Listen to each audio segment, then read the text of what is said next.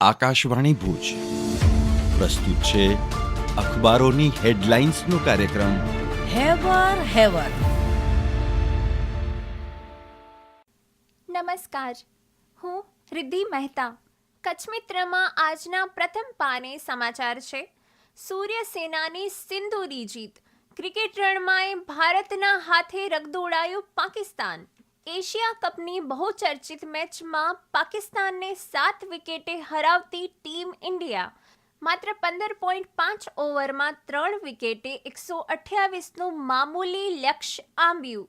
કુલદીપને 3 wicket. સૂર્ય અભિષેકની ઝમકદાર batting. Kutch મિત્રના બીજા પાને અન્ય એક સમાચાર છે. 5.8ના ભૂકંપથી ઈશાન ભારત ધ્રુજી ઉઠ્યું.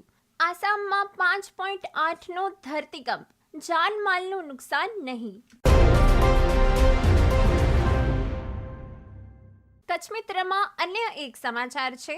ગુજરાતમાં વિશ્વ સ્તરનું ખેલ માળખું ઊભું થાય છે. અમદાવાદમાં ₹825 કરોડના ખર્ચે નિર્મિત વીર સાવરકર સ્પોર્ટ્સ કોમ્પ્લેક્સનું લોકાર્પણ કરતા ગૃહમંત્રી અમિત શાહ આ સંકુલ ગુજરાતના રમત ક્ષેત્રને નવી દિશા આપશે.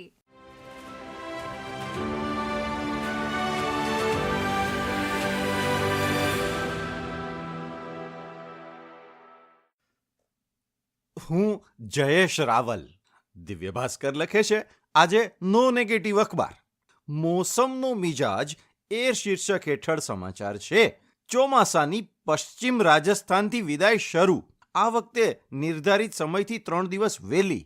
15 ઓક્ટોબર સુધીમાં દેશના મોટા ભાગના રાજ્યોમાંથી ચોમાસું વિદાય લેશે. શ્રીકાર વર્ષા. ગુજરાતમાં સામાન્ય કરતા 26% વધુ વરસાદ. પ્રજાનો અવાજ. ભાસ્કર ગ્રાઉન્ડ રિપોર્ટ છે. ભુજથી માતાના મઢ સુધી વિકાસના કાંકરા ખરી ગયા. ડામર ઉખડી ગયા. પુલની દિવાલ ગાયબ. મરમ્મતના નામે મલમો પાથરી દેવાતા હાલાકી. યાત્રામાં બાધારૂપ બનશે રસ્તાઓ. પદયાત્રિકો માટે પણ આ પરીક્ષા. મોટા ખાડાઓ અને કાંકરી થઈ ગયેલા માર્ગોથી અકસ્માતનું જોખમ. દિવ્ય ભાસ્કરના દેશ વિદેશ પાના પર દક્ષિણ આફ્રિકાના સમાચાર છે. હવે પતિ પણ પત્નીની અટક અપનાવી શકશે. જૂના કાયદાને સુપ્રીમ કોર્ટે ફગાવ્યો. કોર્ટે કહ્યું જૂનો કાયદો લિંગ ભેદભાવને પ્રોત્સાહન આપે છે.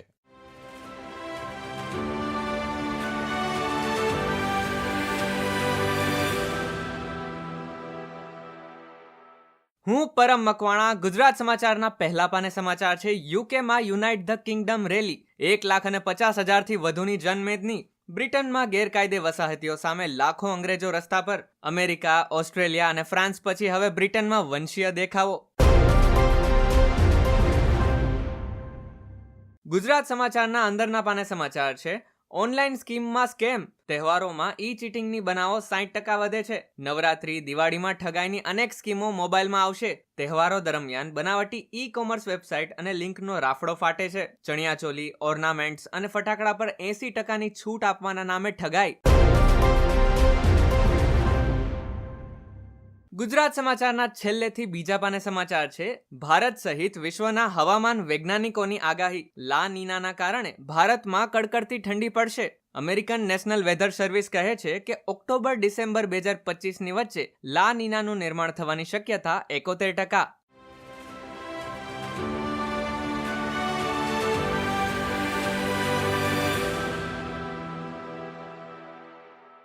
હું મનોજ સોની. સંદેશના અંદરના પાને સમાચાર છે કે પચ્છમપાસી ખડીર પ્રાંથળ વિસ્તારને નર્મદાની કેનાલથી જોડવાની માંગ કરાઈ.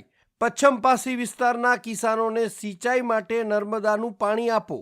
તાલુકા પંચાયતમાં રતડિયા બેઠકના સદસ્યએ જળ સંપત્તિ વિભાગના મંત્રીને પત્ર લખીને રજૂઆત કરી.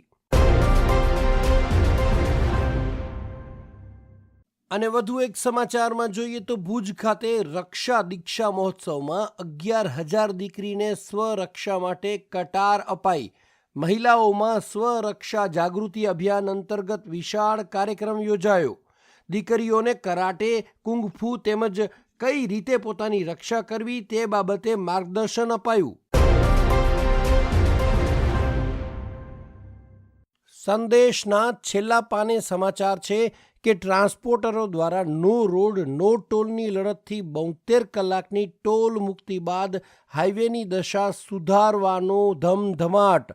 ચમત્કારને નમસ્કાર. કચ્છમાં નેશનલ હાઈવેના સમારકામ શરૂ.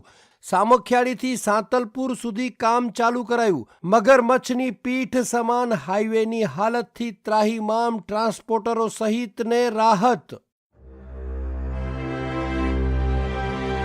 અખબારોની હેડલાઇન્સનો કાર્યક્રમ હેવર હેવર